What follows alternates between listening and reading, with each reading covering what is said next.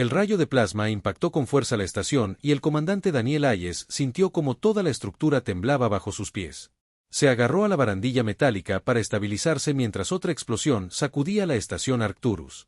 A su alrededor, la tripulación trabajaba en sus puestos con luces rojas de advertencia parpadeando frente a sus rostros. Llevaban 6 horas bajo ataque.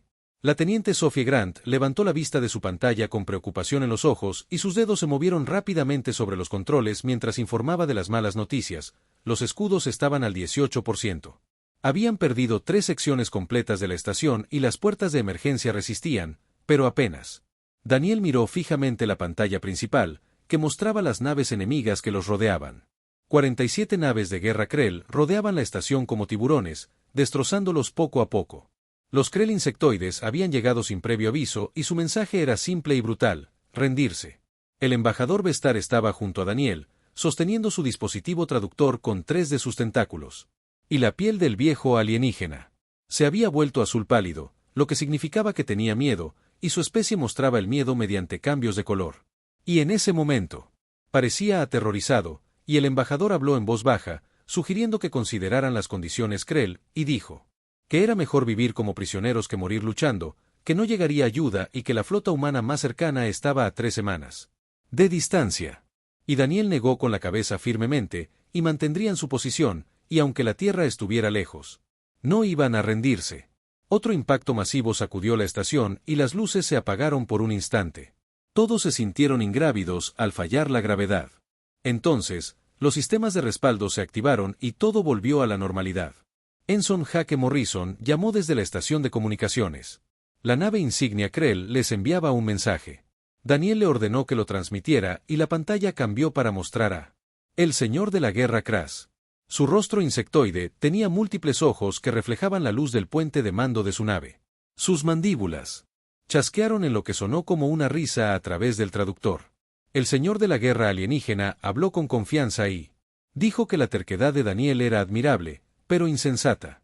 Su señal de socorro había estado emitiendo durante horas. Sin respuesta, ninguna flota vendría a rescatarlos y la ayuda no llegaría a tiempo. Kras ofreció términos. Si se rendían, la estación Arctur sería evacuada y los Krell permitirían que todos siguieran luchando. Ellos matarían a todos a bordo y luego registrarían los cuerpos en busca de algo útil. Daniel dio un paso al frente con la mandíbula apretada y explicó por qué no podían rendirse.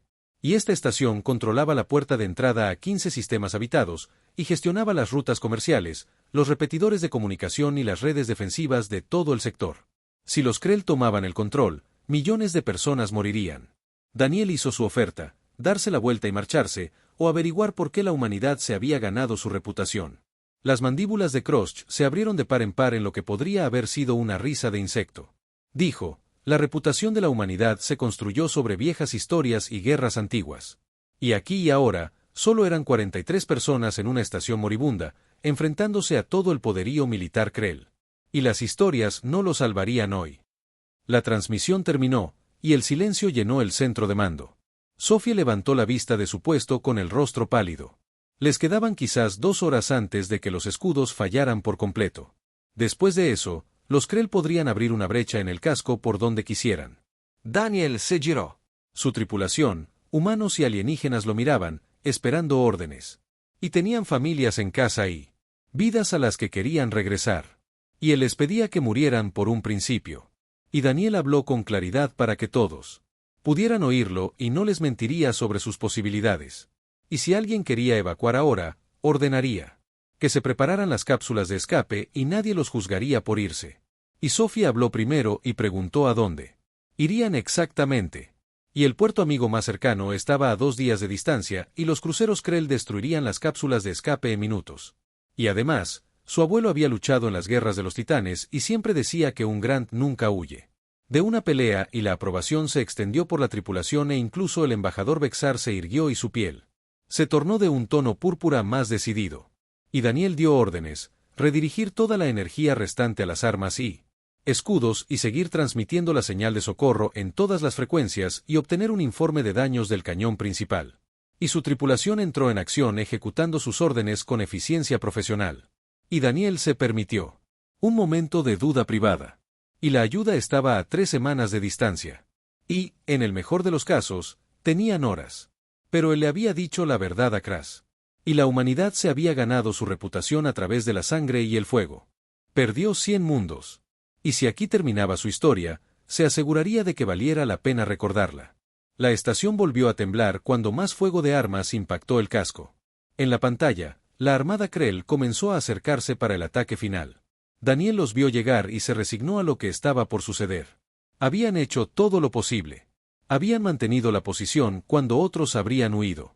Habían protegido a miles de civiles y defendido una posición estratégica que importaba a millones. Si la muerte llegaba ahora, al menos llegaría con honor. Sophie lanzó otra advertencia. Los Krell apuntaban ahora al núcleo del reactor. Si lo alcanzaban, toda la estación explotaría en una enorme bola de fuego. Daniel abrió un canal de comunicación para toda la estación.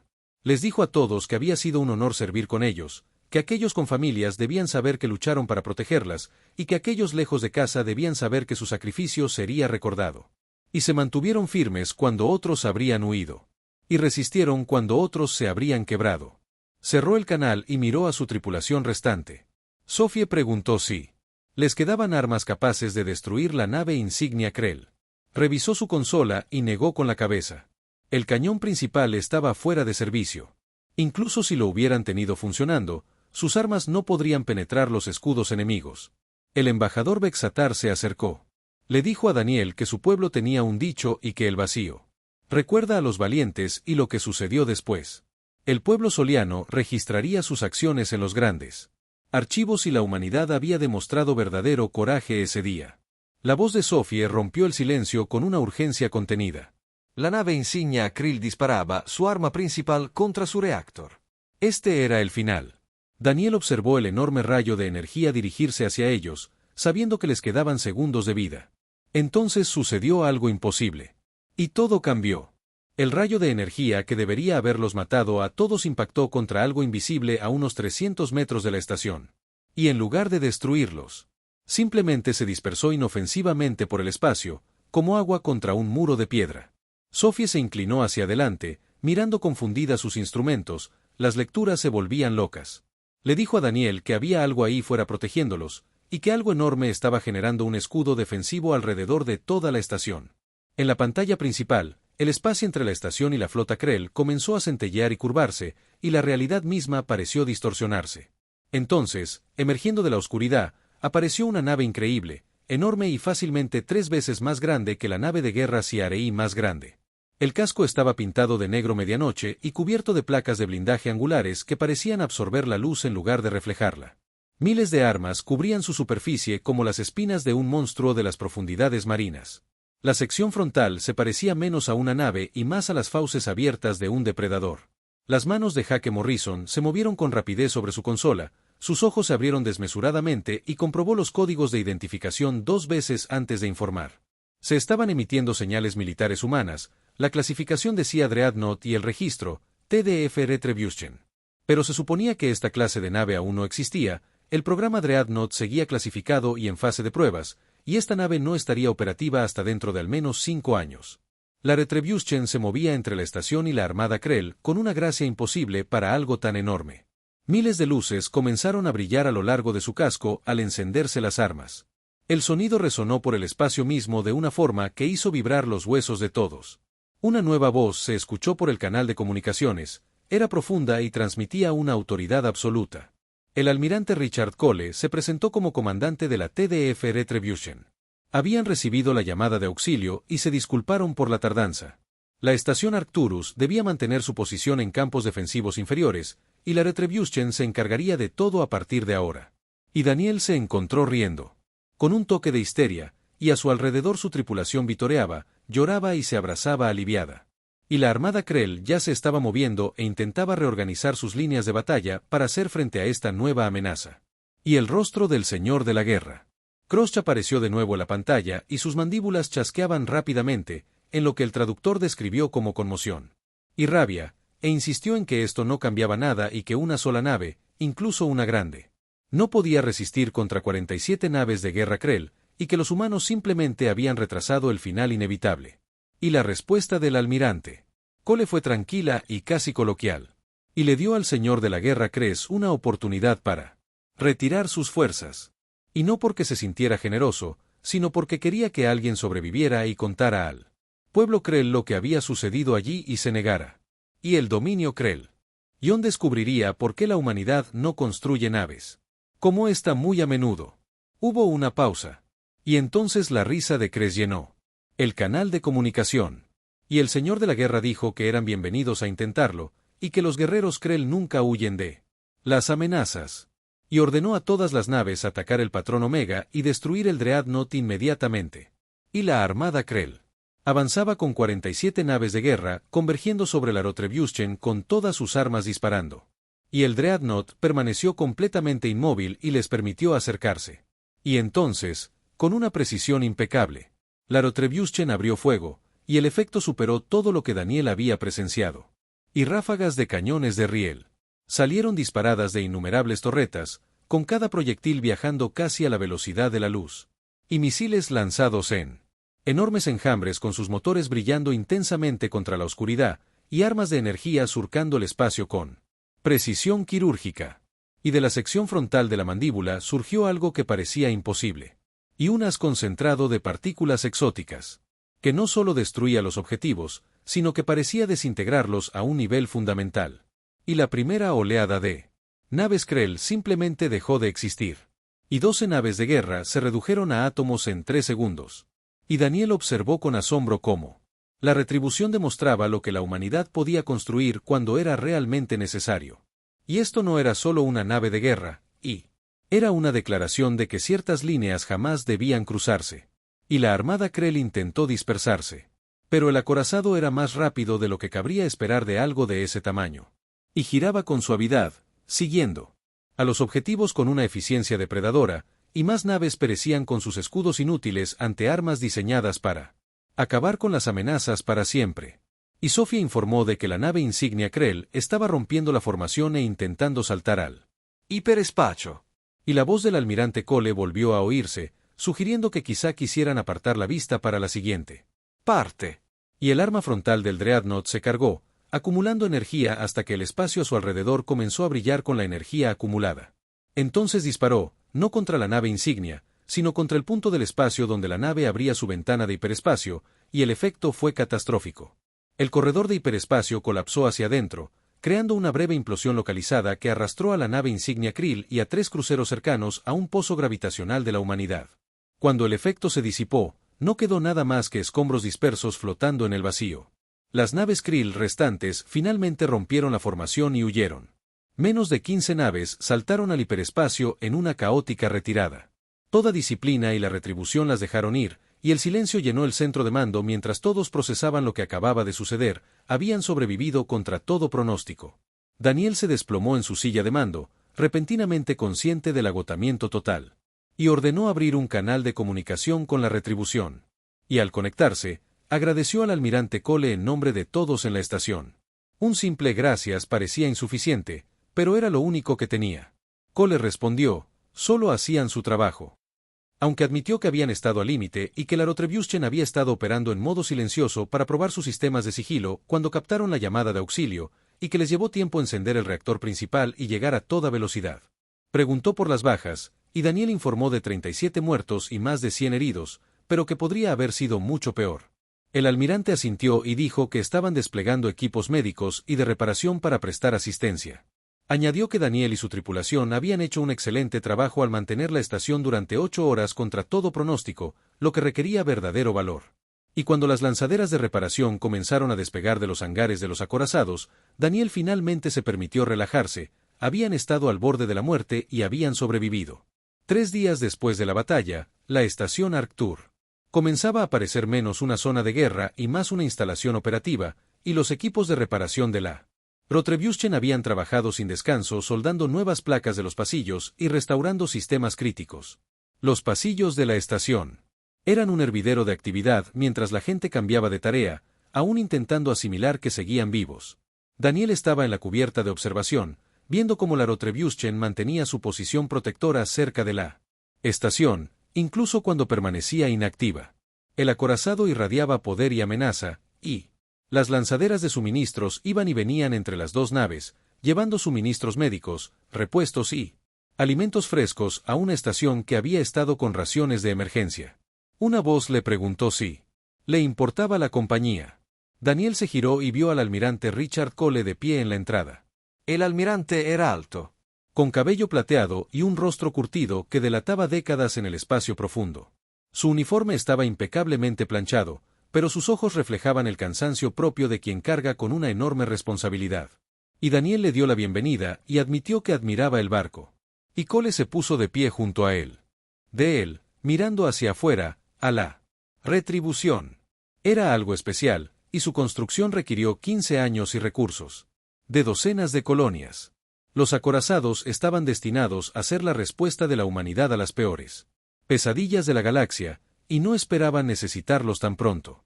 Daniel preguntó cuántas de esas naves había construido la Tierra. Y Cole respondió que era información clasificada, pero que cada una representaba una parte significativa del presupuesto militar y que no se desplegaban a la ligera. La retribución debía estar en un crucero de prueba, probando sus sistemas cuando oyeron la llamada de auxilio. Tenían que decidir si revelar su nuevo activo estratégico para rescatar una estación.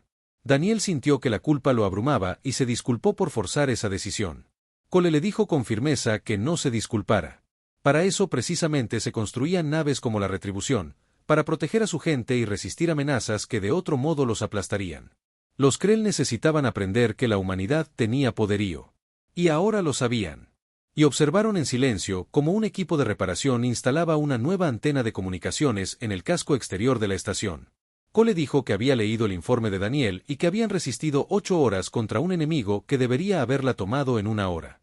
Aquello fue un trabajo excepcional. Daniel atribuyó el mérito a su equipo y a la suerte, pero Cole discrepó y afirmó que la suerte no había tenido nada que ver.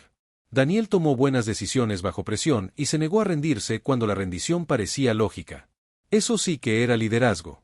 Daniel recordó aquellas horas desesperadas y el miedo en los ojos de todos. Y no dejaba de pensar en su hija en la Tierra. Tenía 7 años. Si dejaba caer la estación, ¿cuántos niños más perderían a sus padres porque los Krell controlaban las rutas comerciales? ¿Cuántas colonias quedarían aisladas, hambrientas e indefensas? Cole asintió lentamente. Daniel había comprendido la situación en su conjunto, mientras que la mayoría se habría centrado únicamente en la supervivencia inmediata.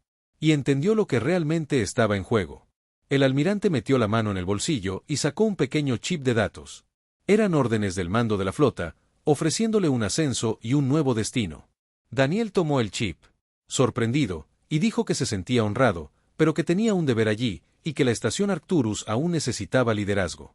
Cole lo interrumpió diciendo que la estación estaría bien y que asignarían un grupo de batalla completo para seguridad y enviarían a los mejores ingenieros para completar las reparaciones. El deber de Daniel allí había terminado. Además, el nuevo destino incluía una mejora significativa. Daniel preguntó qué tipo de mejora. Cole sonrió y le preguntó si le gustaría capitular un crucero. Le costó asimilar las palabras. capitán, no comandante. Y un crucero significaba un verdadero buque de guerra con potencia de fuego y una tripulación de más de 800 personas. Daniel no supo qué decir. Cole le dijo que aceptara. La flota necesitaba oficiales con pensamiento estratégico que no se doblegaran ante la presión. Oficiales que comprendieran por qué luchaban. Y Daniel lo había demostrado todo. Y el TDF Valiant iba a ser asignado a la nueva flota de defensa y necesitaba un comandante. Y Cole había recomendado personalmente a Daniel para el puesto. Y la mente de Daniel daba vueltas pensando en el Valiant. Y ese era el destructor que se había dirigido a toda velocidad hacia Arcturus, listo para enfrentarse a una situación imposible. Y la tripulación de la capitana Lisa Chen había quedado devastada al llegar y encontrar la batalla ya terminada. Y Daniel preguntó por la capitana Chen. Y Cole le explicó que iba a ser ascendida a almirante y que se le daría el mando de toda la flota de defensa, y que necesitaría buenos oficiales en quienes pudiera confiar. Y la experiencia táctica de Daniel sería invaluable. Y Daniel miró las estrellas y pensó en su hija, en la tripulación que había confiado en él y en las miles de familias que vivían en el espacio humano. Y preguntó cuándo empezaría. Y la sonrisa de Cole se ensanchó. Y eso era lo que le gustaba oír. Daniel tenía 2 semanas para arreglar asuntos, despedirse y presentarse en los astilleros de la estación Titán, donde le esperaría su nueva nave. Mientras el almirante se marchaba, Daniel se quedó observando la retribución y contemplando cómo la vida podía cambiar tan rápido. 3 días antes esperaba morir. Y ahora estaba al mando de una nave de guerra. La puerta se abrió y Sophie Grant entró con 2 tazas de café. Le entregó una a Daniel, diciéndole que había oído que merecía una felicitación. Las noticias corrían como la pólvora en una estación espacial. Daniel aceptó el café, agradecido, y confirmó el ascenso. Sophie comentó que todos habían oído rumores de que toda la tripulación había recibido condecoraciones por su valentía. Daniel confirmó que, hasta donde él sabía, era cierto. Se las habían ganado. Sophie tomó un sorbo de café mirando las estrellas y dijo que lo más loco había sido el terror que sintió a cada segundo durante la batalla. Pero, ahora, mirando hacia atrás, no lo cambiaría por nada. Hicieron algo importante y estuvieron a la altura de las circunstancias. Daniel coincidió en que, a veces, estar aterrorizado y aún así actuar era la única opción. Sophie preguntó si llevaría a algún miembro de la tripulación al Valiant. Daniel dijo que necesitaría un oficial táctico y le preguntó si le interesaba. Su rostro se iluminó de inmediato y respondió que sí, sin dudarlo. Luego se corrigió para aceptar de forma más formal. Daniel dijo que lo harían oficial una vez que recibieran las órdenes y que, mientras tanto, debían concentrarse en restaurar la normalidad en la estación, se lo debían a todos los que no sobrevivieron. El embajador Bestar entró en silencio, acercándose con pasos cautelosos. Esperaba no estar interrumpiendo. Daniel le dio la bienvenida y preguntó cómo estaba su gente. El embajador dijo que se estaban recuperando gracias a la excelente atención médica de los doctores de la retribución. Pero venía a tratar otro asunto. Su gobierno deseaba extender una propuesta formal de alianza a la Tierra.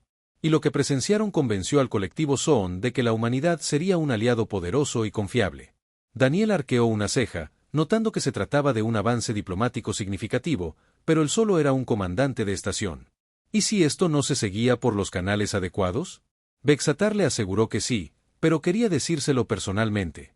Sus acciones habían cambiado el panorama político de todo el sector, y los Krell solo respetaban la fuerza. Daniel había demostrado una fuerza inesperada, y otras especies lo habían notado. La reputación de la Tierra había crecido significativamente en 3 días. 6 meses después, en el planeta natal de los Krell, el señor de la guerra Kress se presentó ante el Gran Consejo de Guerra con las mandíbulas en actitud de sumisión. A su alrededor, 30 de los líderes militares Krell más poderosos lo observaban con ojos compuestos que reflejaban su deshonra y fracaso. El gran señor de la guerra Besto habló con una voz que cargaba con el peso de siglos y le exigió a Kress que explicara de nuevo cómo había perdido 47 naves de guerra a manos de una sola nave enemiga. Cass luchó contra el impulso de mostrar más detalles sobre la misión.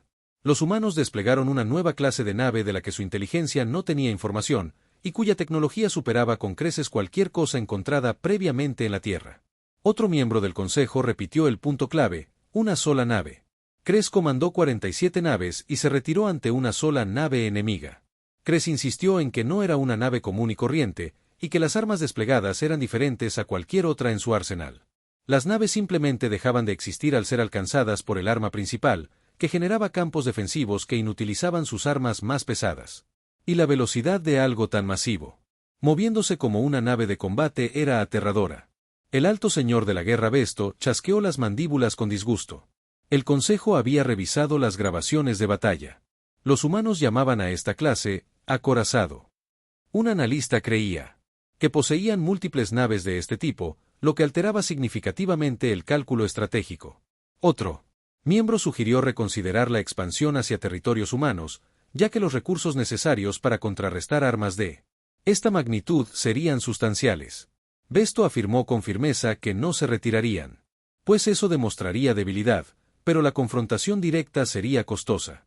Propuso un enfoque diferente: observar, estudiar y aprender qué hacía funcionar a estos acorazados, encontrar sus debilidades y, cuando estuvieran listos, atacarían. Pero aún no.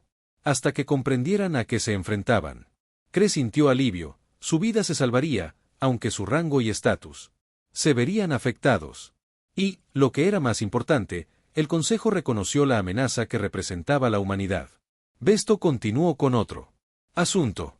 Los informes de inteligencia sugerían que la batalla de Arcturus había tenido importantes repercusiones políticas y 3 especies firmaron acuerdos de alianza formales con la Tierra.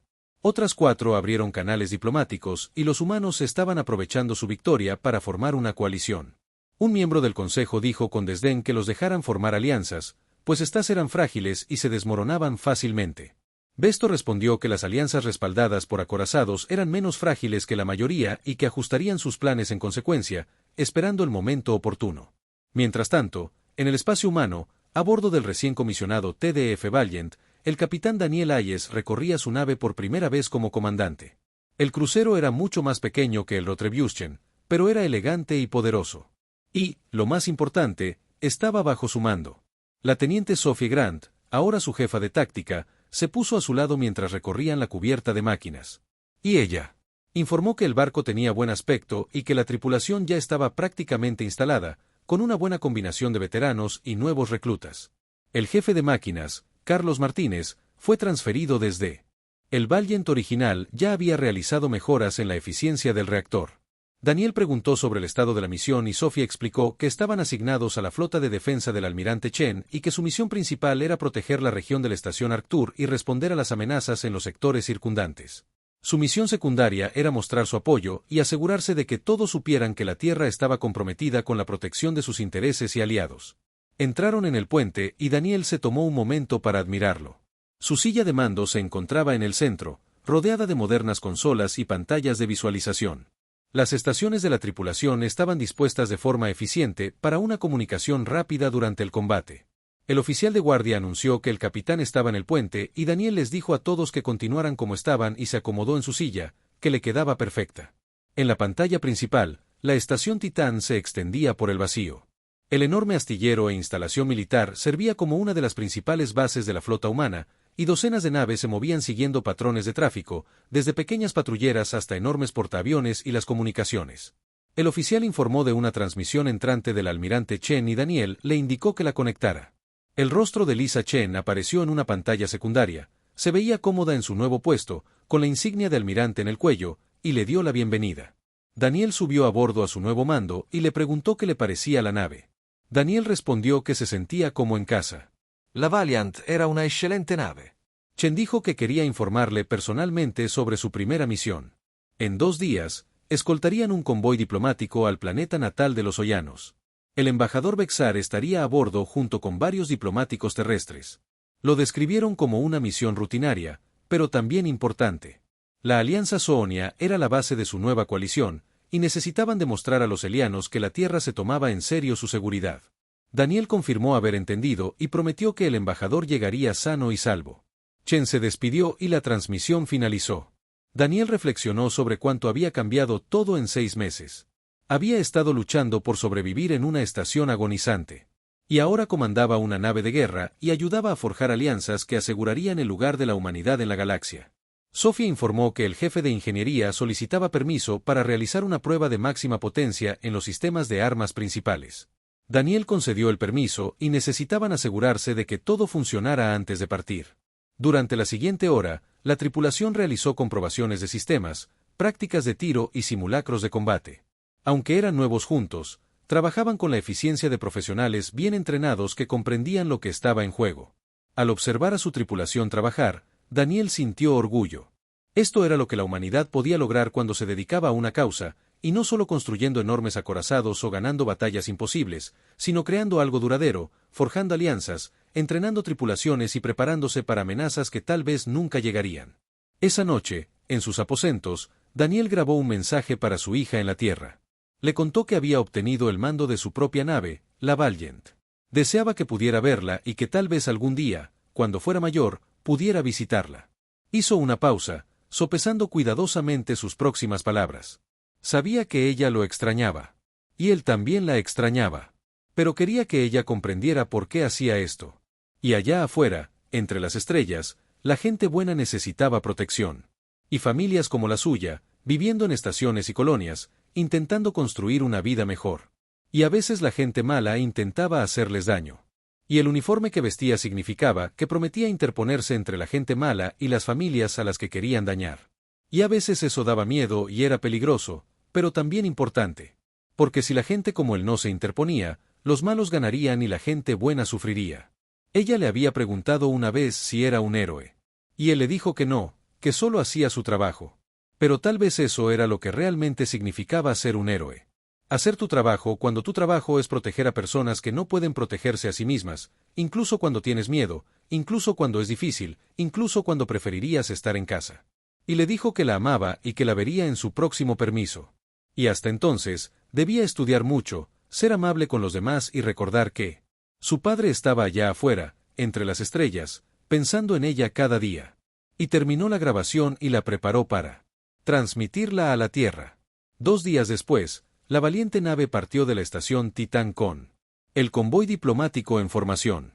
El viaje al planeta natal de los Oleya duraría una semana a través de un espacio mayormente seguro. Pero Daniel mantuvo la nave en alerta máxima. Al 4.º día, recibieron una transmisión prioritaria de la Tierra. Daniel la atendió en su sala de reuniones, lejos del puente. La tripulación y el almirante de la flota Harrison aparecieron en su pantalla con semblante grave. Tenía noticias del frente diplomático y el dominio Krell.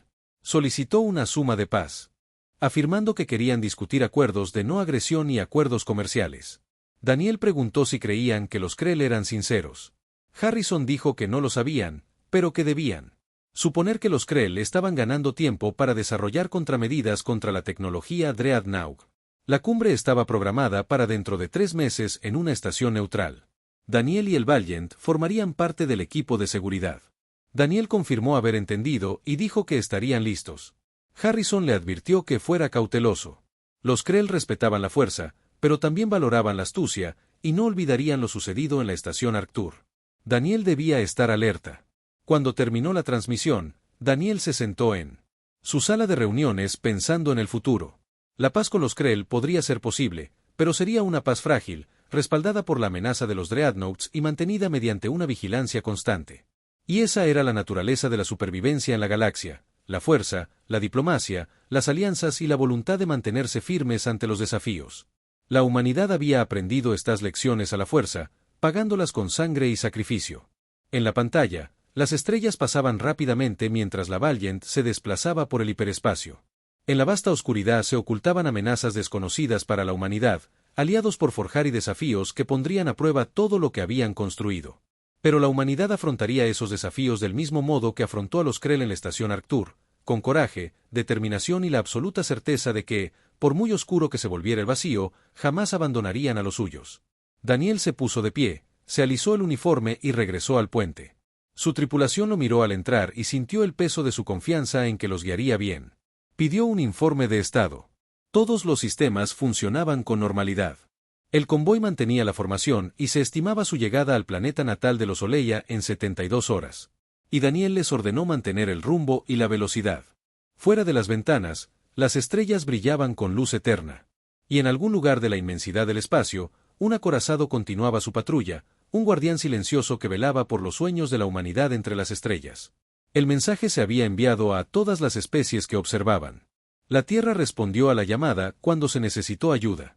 Y cuando la oscuridad se cernió y todo parecía perdido, el acorazado terrano emergió de las tinieblas y el Valiant continuó su viaje, escoltando el convoy diplomático a través del espacio seguro y en el puente de mando.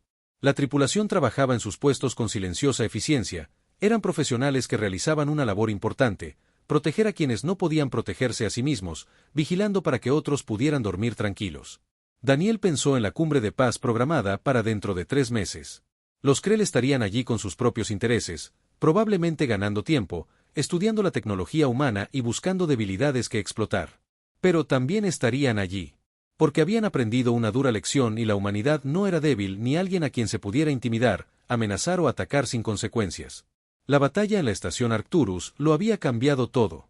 Y demostró a la galaxia que la Tierra tenía un poder real, no solo la capacidad de defenderse, sino de proyectar fuerza donde fuera necesario. Y de acudir cuando se requería ayuda, incluso cuando las probabilidades parecían imposibles.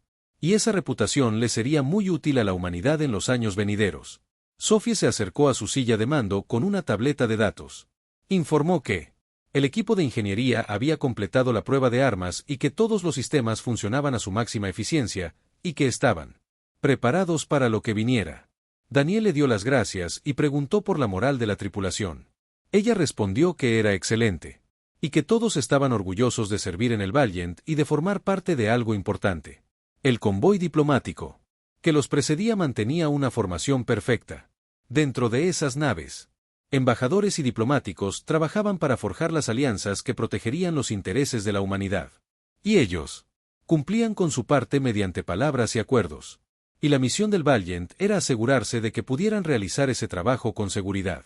Daniel abrió un canal de comunicación en toda la nave y se dirigió a su tripulación. Les dijo que estaban realizando un trabajo importante y escoltando diplomáticos. Quizás no pareciera tan emocionante como el combate, pero era igual de crucial. Y cada alianza que ayudaban a forjar fortalecía a la humanidad. Cada tratado que protegían hacía la galaxia más segura, y debían estar orgullosos de su servicio. La tripulación respondió con eficiencia, retomando sus deberes con renovado enfoque. Daniel cerró el canal y se acomodó en su silla de mando. Fuera de la ventana, el espacio era hermoso en su vasto vacío, con estrellas que brillaban con luz ancestral, nebulosas que se arremolinaban con colores y la negrura infinita entre ellas, que guardaba misterios aún por descubrir. La humanidad aún era joven en términos galácticos y aún aprendiendo a navegar la compleja política y los peligros de la vida entre las estrellas. Pero aprendían rápido, forjaban alianzas, desarrollaban tecnología y entrenaban guerreros capaces de resistir cualquier amenaza. Y los Dreadnoughts eran solo un ejemplo de lo que los humanos podían lograr cuando se les exigía. Daniel pensaba en su hija en la Tierra, creciendo en una época en que la humanidad expandía su alcance, entablaba amistad con especies alienígenas y construía algo que perduraría.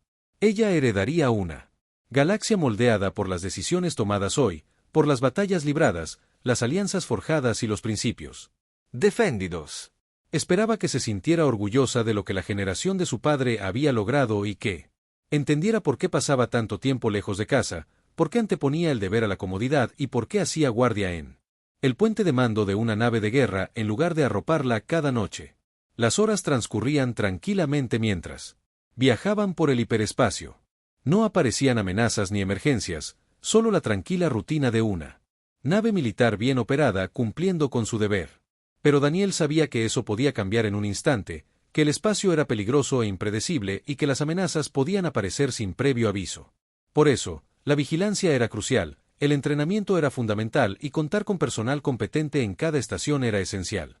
La tripulación valiana lo entendía y había sido elegida por ser la mejor y por la confianza depositada en ellos para cumplir con su deber incluso cuando las cosas se complicaban. Al quinto día, salieron del hiperespacio en el límite del sistema soyano. La estrella azul blanquecina brillaba ante ellos. 3 planetas orbitaban en órbitas estables. El segundo planeta era el mundo natal de los oyanos, cubierto de océanos púrpura y continentes verdes. Desde el espacio, lucía hermoso. Una flota de defensa soyana se movilizó para interceptarlos, pero los códigos ya habían sido transmitidos. El convoy era esperado y bienvenido. Daniel ordenó a la Valiant mantener la formación de escolta mientras se desplazaban por el sistema hacia el mundo natal. Así, las naves se alinearon en paralelo a ambos lados en un gesto de respeto y protección. Y la caravana diplomática se separó al aproximarse a la órbita, dirigiéndose a la superficie en transbordadores designados. El embajador Vestar envió un mensaje personal agradeciendo a Daniel por el viaje seguro. En él, afirmó que la protección de la Tierra era primordial para su pueblo y que la alianza entre sus especies perduraría, pues se basaba en la confianza y el respeto mutuo. Daniel acusó recibo del mensaje y deseó éxito al embajador en su misión diplomática. La nave Valiant permaneció en órbita, proporcionando vigilancia mientras las conversaciones se desarrollaban en la superficie. Durante 3 días mantuvieron su posición, y las rotaciones de la tripulación garantizaron el bienestar de todos. Los sensores monitoreaban el sistema en busca de cualquier amenaza. Al tercer día, la delegación diplomática regresó con buenas noticias. Las conversaciones habían sido fructíferas, se firmaron nuevos acuerdos comerciales y se establecieron protocolos de cooperación militar. La alianza era más fuerte que nunca, y Daniel sintió satisfacción al saber que su pequeña contribución había sido clave para este éxito. Y el viaje de regreso al espacio humano transcurrió sin incidentes. El convoy mantuvo la formación, el Valiant vigiló y llegaron a la estación Titán puntualmente. La almirante Chen envió sus felicitaciones por una misión bien ejecutada y un trabajo sencillo pero importante, realizado con profesionalismo. Daniel presentó sus informes y les dio a su tripulación un turno de descanso en tierra, merecían descansar tras semanas de constante Preparación. Se tomó un tiempo para recorrer la estación y reflexionar sobre todo lo sucedido. 6 meses atrás, era comandante en una estación moribunda. Ahora era capitán, contribuyendo a la construcción del futuro. La cumbre de Paz Krill aún estaba a meses de distancia. Eso representaría un desafío diferente, negociar con un enemigo que solo respetaba la fuerza y asegurarse de que entendieran que atacar a la humanidad tendría costos inaceptables. Pero ese era un problema para otro día. Hoy podía disfrutar de la satisfacción del trabajo bien hecho, de una tripulación que se desempeñó de manera excelente y de una misión cumplida. Y estos eran los cimientos de algo más grande, y cada misión exitosa contribuía a la reputación de la humanidad en cada alianza, fortaleciéndolas. Y cada día, la oscuridad retrocedía un poco más. Daniel estaba en un puerto de observación, mirando las estrellas. A lo lejos se veía la retribución, en mantenimiento, y el enorme acorazado que había salvado la estación Arcturus, símbolo del poder y la determinación humanos.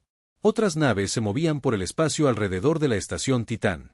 Cruceros, destructores, portaaviones y la flota que protegía los intereses de la humanidad. Pensó en todos los que servían en esas naves y en los miles de hombres y mujeres que habían jurado, lo mismo que él, proteger a la humanidad de toda amenaza. Y para velar para que otros pudieran vivir en paz. Y para jamás abandonar a quienes pidieran ayuda. Ese era el mensaje que enviaban a la galaxia, y la Tierra respondería cuando la llamaran. Sin importar las probabilidades ni el peligro. Y cuando llegara la oscuridad y la esperanza pareciera perdida, la humanidad emergería de la oscuridad con fuego y furia, con acorazados y destructores, y la absoluta certeza de que su pueblo jamás estaría solo. Daniel sonrió y apartó la vista de la ventana. Tenía informes que presentar y evaluaciones de tripulación que completar. El trabajo de un capitán nunca terminaba. Pero era un buen trabajo, un trabajo importante, un trabajo que realmente importaba. Y eso marcaba la diferencia en la vasta oscuridad entre las estrellas.